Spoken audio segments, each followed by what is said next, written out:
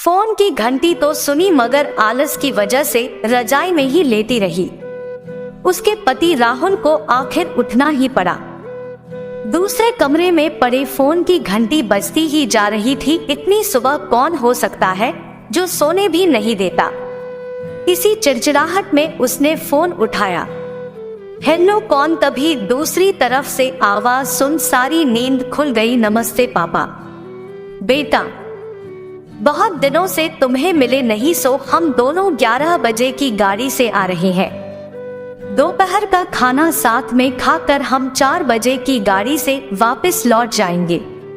ठीक है पापा, मैं स्टेशन पर आपको लेने आ जाऊंगा। फोन रखकर वापस कमरे में आकर उसने रचना को बताया कि मम्मी पापा 11 बजे की गाड़ी से आ रहे हैं और दोपहर का खाना हमारे साथ ही खाएंगे।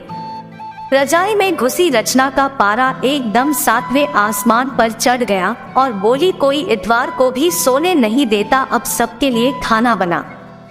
वो पूरी नौकरानी बना दिया है। गुस्से से उठी और बाथरूम में घुस गई। राहुल हक्का बक्का हो उसे देखता ही रह गया। जब वो बाहर आई तो राहुल ने पूछा, क्या बनाओगी? गुस्से से भरी रचना ने तुनक के जवाब दिया, अपने को तल के खिला दूंगी। राहुल चुप रहा और मुस्कुराता हुआ तैयार होने में लग गया। स्टेशन जो जाना था। थोड़ी देर बाद गुस्सैल रचना को बोलकर वो मम्मी पापा को लेने स्टेशन जा रहा है, वो घर से निकल गया। रचना गुस्से में बड़बड़ाते हुए खाना बना रही थी। दाल सब्जी में नमक मसाले ठीक है या नहीं की परवाह किए बिना बस करछी चलाए जा रही थी। कच्चा पक्का खाना बना बेमन से परांठे तलने लगी, तो कोई कच्चा तो कोई जला हुआ। आखिर उसने सब कुछ खत्म किया और नहाने चली गई।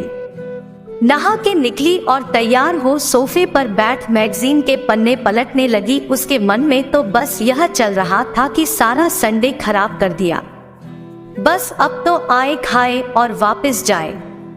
थोड़ी देर बाद घर की घंटी बजी तो बड़े बेमन से उठी और दरवाजा खोला। दरवाजा खुलते ही उसकी आंखें हैरानी से फटी की फटी रह गई और मुंह से एक शब्द भी नहीं निकल सका, क्योंकि सामने राहुल के नहीं उसके अपने मम्मी पापा खड़े थे, जिन्हें राहुल स्टेशन से लाया था। मम्मी ने आगे बढ़कर उसे झिंझोड़ा, अरे क्या हुआ? इतनी हैरान परेशान क्यों लग रही है? क्या राहुल ने बताया नहीं कि हम आ रहे हैं? जैसे मानो रचना के नींद टूटी हो। नहीं मम्मी, इन्होंने तो बताया था, पर चलो आप अंदर तो आओ। राहुल तो अपनी मुस्कुराहट रोक नहीं पा रहा था। कुछ देर इधर उधर की बातें करने में बीत गया। थोड़ी देर बाद पापा ने कहा, रचना गप्पे ही मारती रहोगी या कुछ खिलाओगी भी? यह सुन रचना को मानो सांप सूंघ गया हो। क्या करती?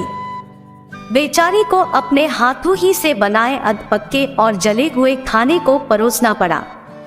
मम्मी पापा खाना तो खा रहे थे, मगर उनकी आंखों में एक प्रश्न था जिसका वो जवाब ढूंढ रहे थे। आखिर इतना स्वादिष्ट खाना बनाने वाली उनकी बेटी आज उन्हें कैसा खाना खिला रही है? रचना बस मुंह नीचे किए बैठी खाना खा रही था। मम्मी पापा से आंख मिलाने की उसकी हिम्मत नहीं हो पा रही थी। खाना खत्म कर सब ड्राइंग रूम में आ बैठे। राहुल कुछ काम है, अभी आता हूँ कहकर थोड़ी देर के लिए बाहर निकल गया। राहुल के जाते ही मम्मी, जो बहुत देर से चुप बैठी थी, बोल पड़ी, क्या राहुल ने बताया नहीं था कि हम आ रहे हैं? तो अचानक रचना के मुंह से निकल गया, उसने सिर्फ यह कहा था कि मम्मी पापा लंच पर आ रहे हैं। मैं समझी उसके मम्मी पापा आ रहे हैं। फिर क्या था? रचना की मम्मी को समझते देर नहीं लगी कि ये मामला है। बहुत दुखी मन से उन्होंने रचना को समझाया, बेटी, हम हो या उसके मम्मी पापा, तुम्हें तो बराबर का सम्मान करना चाहिए। मम्मी पापा क्या, कोई भी घर आए तो खुशी खुशी अपनी हैसियत के मुताबिक उसकी सेवा करो। बेटी, जितना किसी को सम्मान दोगी उतना तुम्हें ही प्यार और इज्जत मिलेगी। जैसे राहुल हमारी इज्जत करता है, उसी तरह तुम्हें भी उसके माता पिता और संबंधियों की इज्जत करनी चाहिए। रिश्ता कोई भी हो, हमारा या उसका, कभी फर्क नहीं करना। इतना सुनकर रचना की आंखों में आंसू आ गए और अपने को शर्मिंदा महसूस कर उसने मम्मी को वचन दिया कि आज के बाद फिर ऐसा कभी नहीं होगा। तो दोस्तों, यह कहानी आपको कैसी लगी कमेंट करके जरूर बताएं और नई नई कहानियां हिंदी में सुनने के लिए हमारे चैनल को सब्सक्राइब करें। धन्यवाद।